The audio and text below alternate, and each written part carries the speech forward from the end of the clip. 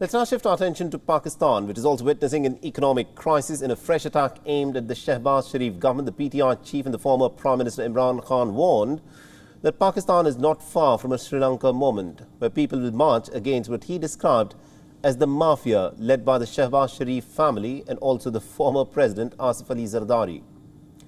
Taking to Twitter, the ousted Prime Minister said that the mafia led by the Zardaris and the Sharifs had brought the country to its knees, politically and economically, in just over 3 months to save their illegally accumulated wealth. In his tweet, Imran Khan said that people of Pakistan have had enough and will not allow the mafias to continue with their loot and plunder. He added that Pakistan's dying economy and mismanagement by the policymakers will force the country to accept the Lankan way. A day after the federal cabinet approved an ordinance pertaining to the sale of national assets in a bid to overcome the economic crisis. Imran Khan also opposed the legislation and said that the thieves should not be allowed to sell the assets. Now, Pakistan hopes to step away from a brink of bankruptcy by striking a deal with the International Monetary Fund in order to resume a $6 billion loan program on the 14th of July. Islamabad reached a staff-level agreement with the IMF to restart their stalled extended fund facility. The country is also facing some heavy foreign exchange pressure, with troubling echoes of crisis from the South Asian neighbour Sri Lanka this year. And according to the finance minister, Pakistan needs about $41 billion in terms of foreign exchange for the next 12 months. Now, importers in Pakistan are also facing some severe problems amidst a liquidity crunch faced by the interbank market. Bankers are forcing importers to open letters of credit after a pause of at least about 1 month for clearing their goods. And exporters are halting their proceeds as their money was not coming back into the country. And this has happened due to a massive devaluation of the currency.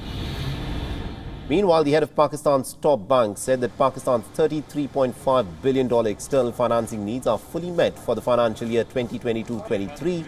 And he also added that unwarranted market concerns about its financial position will dissipate in a matter of weeks. Now, the business leader of Pakistan has also warned that the country is heading towards possible social unrest.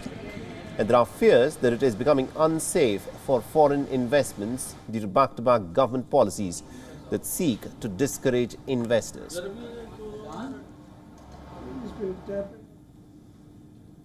And my colleague Anas Malik has been tracking this story very closely for us from Islamabad and has sent us this report. Listen in.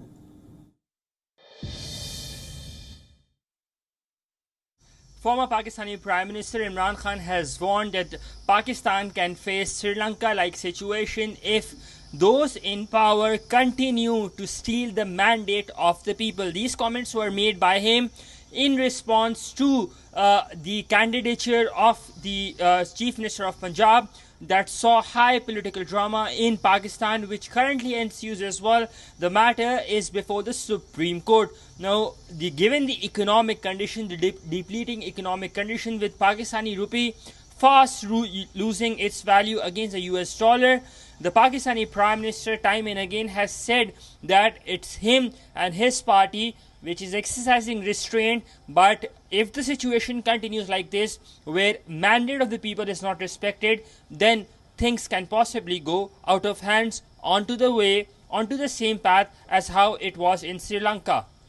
Anas Malik, in Islamabad, Pakistan, for WION, World is One. WION is now available in your country. Download the app now and get all the news on the move.